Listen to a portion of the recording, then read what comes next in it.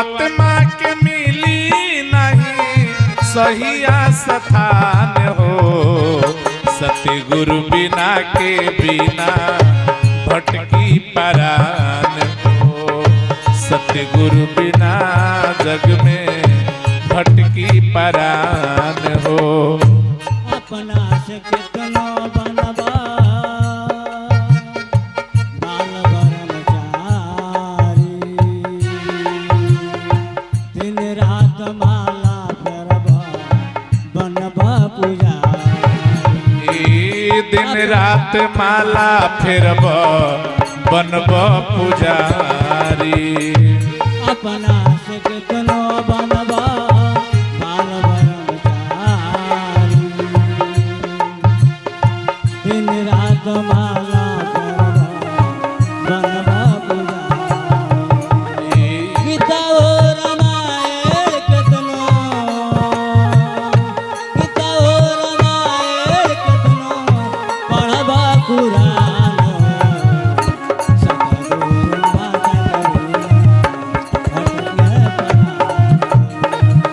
सतगुरु माता बिना भटकी परान हो।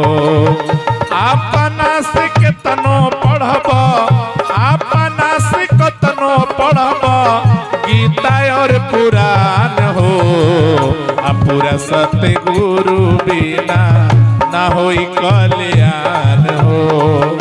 पूरा सतगुरु बिना ना होई कल्याण। मनवा से जब तकना निकली गुमाना, होई ना उजागर में प्रेम के लगाना। मनवा से जब तकना निकली गुमाना, होई ना उजागर में प्रेम के लगाना। कतनो नाइब जाके,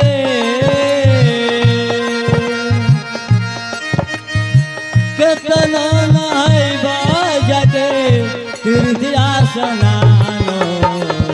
सतगुरु माता करुणा भटके परान।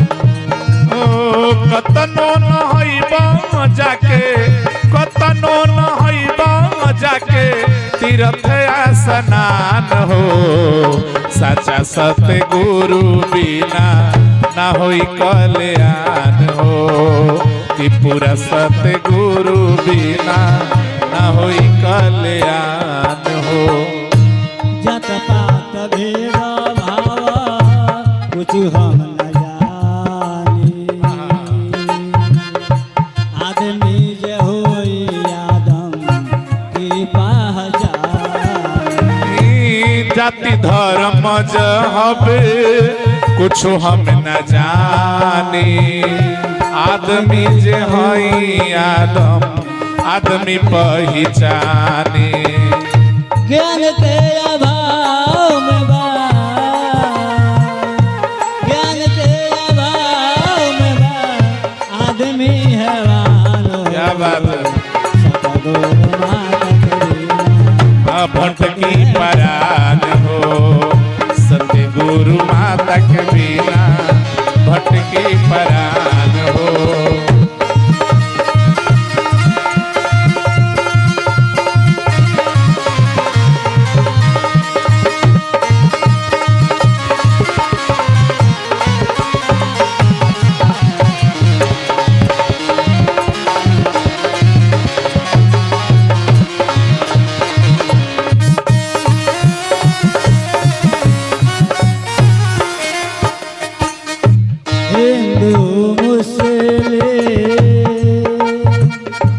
सिख ईसाई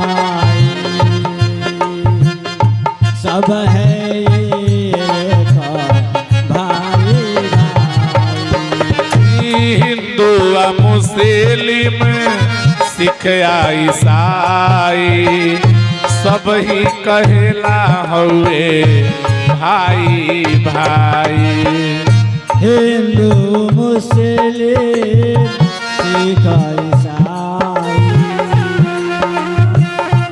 सब है भाई भाई एक ही दाता के हम एक ही दाता के हम सब संतानो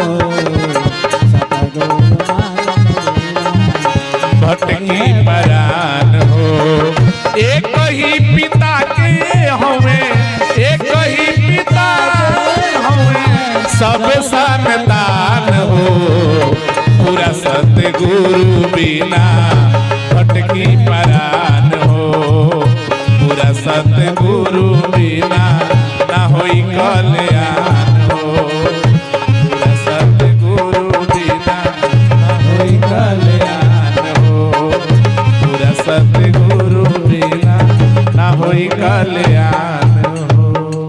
सासंग जी प्यूर और प्यार से कहना धन निरंकार जी।